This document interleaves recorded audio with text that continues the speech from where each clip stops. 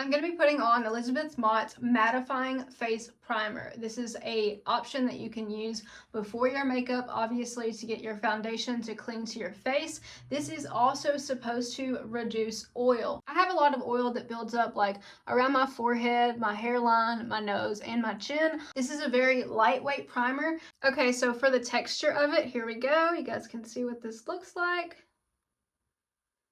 This is just a lightweight, light colored, like pinkish white kind of feel to it. I'm gonna put a little bit on my cheeks here, and it literally feels like silk going on my skin. It feels so good. You can definitely tell that this is a higher end primer.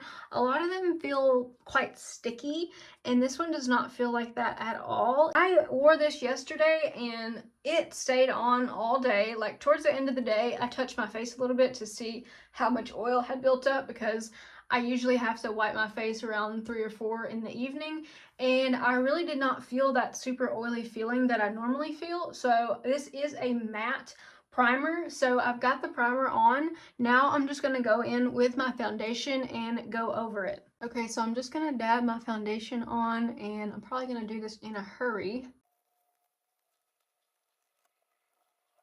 I've honestly learned a lot about makeup in the past couple of years just by watching some tutorial videos, and I'm by no means an expert, but I do feel like I have a basic grasp on how makeup works, the layers, and how you can get your makeup to last longer. And so one of the most common tips that people will give is obviously to start with a primer, because if you're going to paint a room in your house, most of the time you want to use paint either with a primer in it, or you prime before you paint, because if you paint something, you know that the most important part is prep. And so essentially with this primer by Elizabeth Mott, you're prepping your skin to have the foundation on it, and you're also prepping your skin to take that pigment.